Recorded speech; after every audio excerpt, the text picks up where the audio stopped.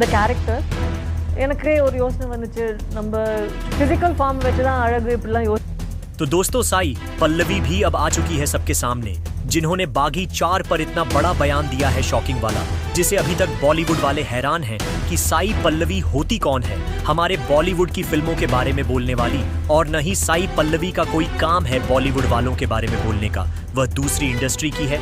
साई पल्लवी बागी 4 के बारे में कहती है कि इससे अच्छा तो दूसरी फिल्मों की कलेक्शन होती है, लेकिन ऐसी फिल्म को कौन ब्लॉकबस्टर कहता है जिसकी कलेक्शन 50 करोड़ तक हो।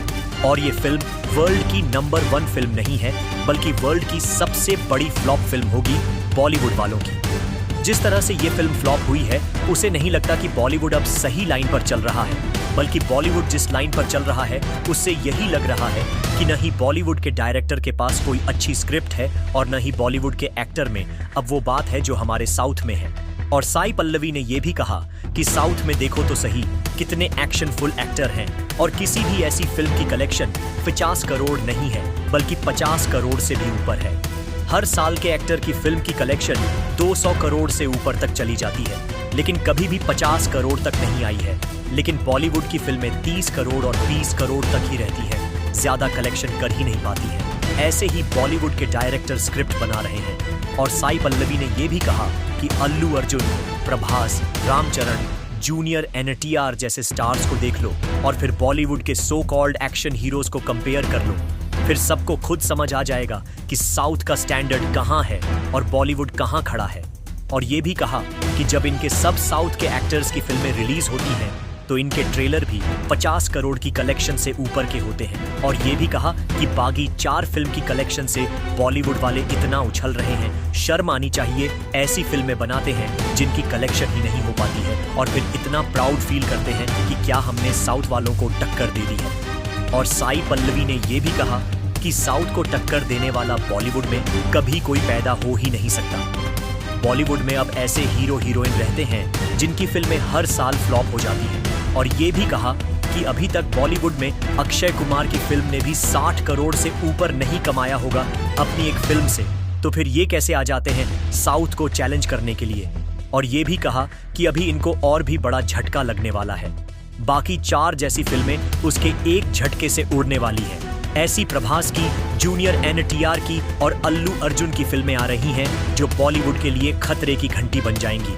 और ये भी कहा कि अब बॉलीवुड का जो थोड़ा बहुत नामो निशान बचा है अब उसे साउथ वाले मिटा देंगे। और यह भी कहा कि बहुत जल्द साउथ वालों का बॉलीवुड पर भी राज होगा और बॉलीवुड का किंग भी अल्लू अर्जुन और जूनियर NTR जैसे एक्शनफुल हीरो होंगे, न कि सलमान खान और शाहरुख खान। इन्हें ऑडियंस साउथ के सुपरस्टार से कंपेयर करती है, लेकिन हमेशा साउथ एक्टर ही फेमस दिखते हैं।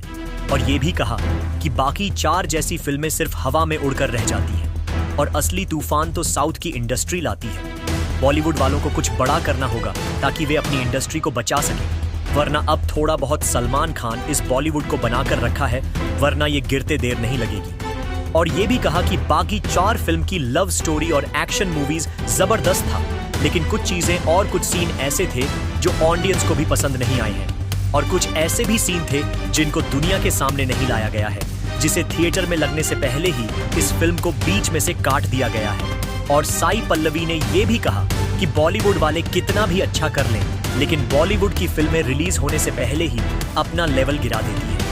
और साई पल्लवी ने यह भी कहा कि बॉलीवुड वालों की आदत है कि वो ट्रेलर में जो दिखाते हैं उससे ऑडियंस को पागल कर देते हैं, और जब ये फिल्म स्क्रीन पर आती है तो कुछ भी ट्रेलर जैसा नहीं रहता।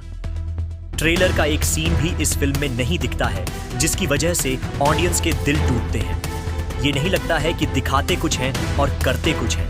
लेकिन अब पूरी इंडस्ट्री को मालूम हो चुका है कि जो बॉलीवुड के एक्टर एक्ट्रेस ट्रेलर में दिखाते हैं वह सिर्फ धोखा है ऑडियंस को पागल करने का।